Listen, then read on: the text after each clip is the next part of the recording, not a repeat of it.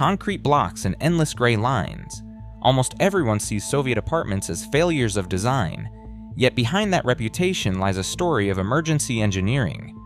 Post-war chaos forced architects to invent a system that could house millions in months, not years. What if the brilliance of these buildings has been hiding in plain sight? The truth begins where the stereotype ends. Rows of identical windows. Repeating balconies. For decades, Soviet apartment blocks have been stamped with a single word: monotony. Western headlines called them gray Soviet dreariness, and even in Russia, the label stuck. Popular images show endless concrete, stripped of color and character, as if these buildings were designed to erase individuality. But this judgment stops at the surface.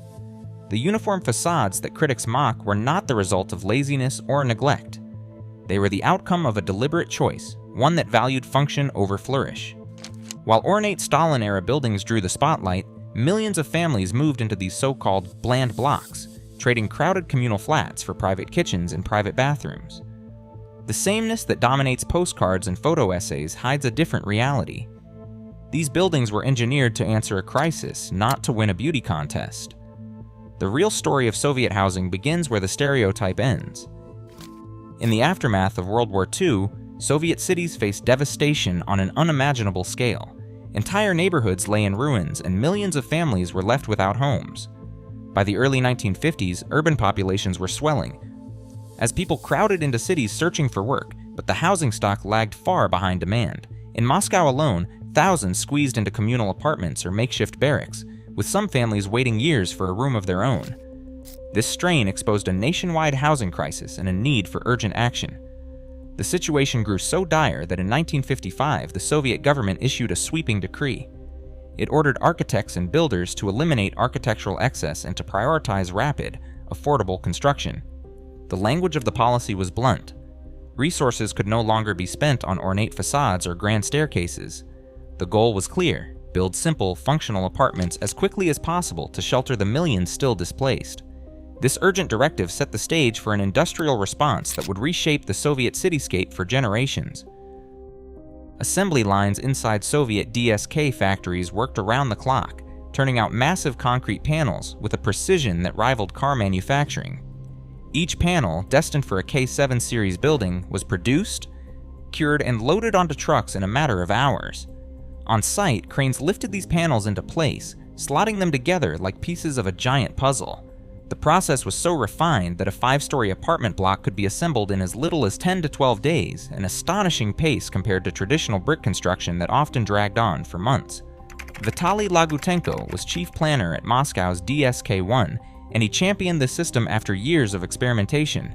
His team's workflow set the standard: repeatable designs, minimal on-site labor, and almost no wasted material. By the mid-1960s, over 64,000 K7 units had risen across Moscow. The speed and scale of this industrial approach made it possible to house millions, transforming the city skyline in just a few years. A narrow hallway opens into a compact living room where 3 generations share the rhythms of daily life. In most Soviet apartment blocks, a typical unit ranged from 30 to 50 square meters, just enough for a family of 4 or 5. The kitchen, often just 6 square meters, sits close to the entrance for easy access to water and gas lines. Here, a grandmother prepares tea while a child does homework at the table. Every corner serves a purpose.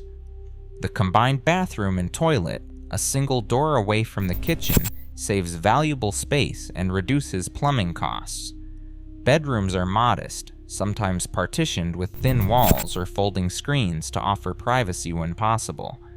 Large windows stretch along the outer wall, letting in daylight even during Moscow's long winters.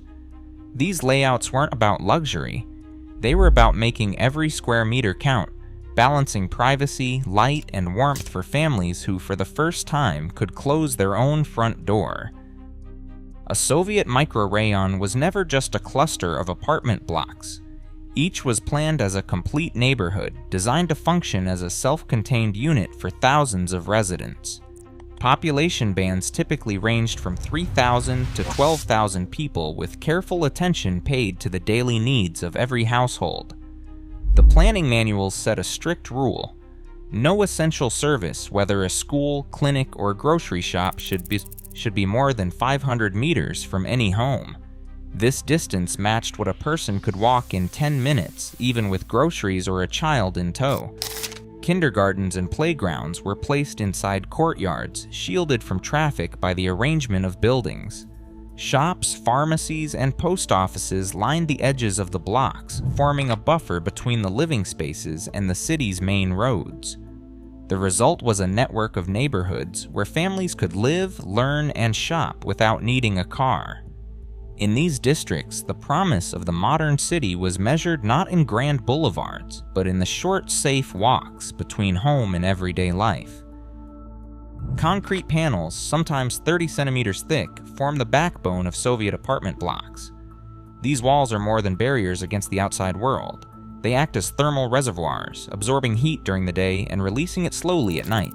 In Moscow's harsh winters, this passive thermal mass kept apartments warmer with less fuel, and in summer, the same concrete buffered against sudden temperature swings. Engineering standards from the 1960s required exterior walls to achieve a heat transfer coefficient as low as 0.4 to 0.6 watts per square meter per Kelvin, outperforming many brick buildings of the era. Inside, the structural panels carried loads vertically, allowing for open floor plans without internal columns and supporting buildings up to 17 stories high. Prefabricated sections, precisely aligned, distributed weight efficiently and provided seismic resistance. Even after decades, many of these blocks remained structurally sound, a testament to the material choices and construction discipline that defined Soviet mass housing. In the early 1990s, the collapse of the Soviet Union set off a chain reaction that apartment blocks were never designed to withstand. State funding for building upkeep dried up almost overnight. Maintenance crews, once employed by city housing offices, lost their budgets and their authority. At the same time, an ambitious wave of privatization swept through the housing sector.